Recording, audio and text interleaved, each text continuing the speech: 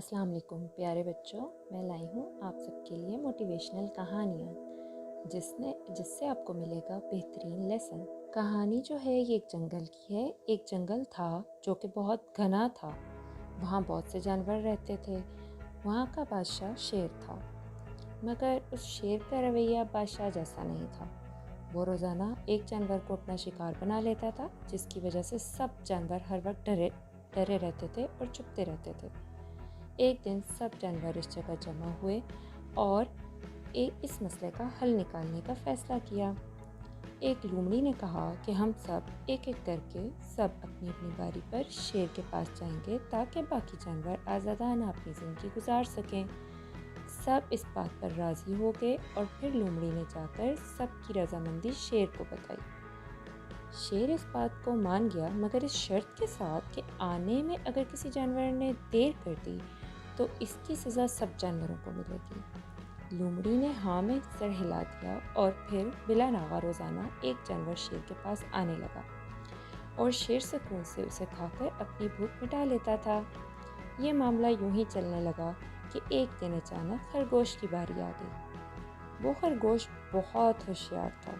उसे शेर के पास जाना बिल्कुल मंजूर नहीं था और वो अपने साथियों का भी बदला शेर से लेना चाहता था और बाकी अपने साथियों को शेर से बचाना चाहता था। इसलिए उसने एक बहुत अच्छी सी तदबीर निकाली। उसने एक ऐसा आइडिया प्लान किया जिससे वो सबको बचा सकता था और फिर वो शेर के पास चला गया। शेर बहुत गुस्से में था क्योंकि खरगोश ने देर कर दी थी। शेर गुस्से से कहने लगा, मैंने पहले ही कहा था कि अगर देर की तो उसकी सज़ा सबको मिलेगी। मैं खामोश नहीं बैठूंगा और तुम सब ने वादा खिलाफ़ी की है। अब मैं अपने मनचाहे जानवर का शिकार करूंगा। खरगोश ने कहा, मैं माफ़ी चाहता हूँ जहाँपनाह, आप मुझे माफ़ कर दें, मुझसे गलती हो गई है, लेकिन इसकी एक वजह थी। मैं आपको बताता हूँ, आप इत्मीनान से मेरी बात सुन लें और फिर मुझे खा लें। शेर गुस्से में था। उसने गुस्से से कहा, जल्दी बताओ। खरगोश ने जवाब दिया कि मैं आपके पास आ रहा था कि रास्ते में मुझे एक शेर मिल गया। वो मुझे मारने के लिए बढ़ा। मैंने उससे आपकी बहादुरी का बताया, लेकिन वो आपके बारे में बुरा भला कहने लगा। मैंने उसे कहा कि तुम हमारे जंगल के नहीं हो, हमारे बादशाह के बारे में ऐसी बात मत करो। वो ये सुनकर मुझ पर हमला करने के लिए तैयार हो गया। मैंने कहा, अगर तुमने मुझे मारा तो हमारे बादशाह तुम्हें नहीं छोड़ेंगे। तो इस शेर ने कहा, तुम्हारा बादशाह मेरा कुछ नहीं बिगाड़ सकता। मैंने कई हाथियों को अपने पंजे से मार गिराया है। तुम्हारा बादशाह भी मुझसे नहीं बचेगा। मैंने कहा, हमारे बादशाह से आकर बात करो। तो कहने लगा, मैं कहूँ मैं क्यों आऊँ तुम्हारे बादशाह के पास? इतना बहादुर है अगर वो, तो उसे कहो वो खुद मेरे पास आए। बादशाह सलामत, इसी वाक़े की वजह से मुझे आने में ताख़ीर हो गई। ये सुनते ही शेर ने गुस्से से कहा, अभी चलो, मैं उसे ख़त्म कर दूंगा।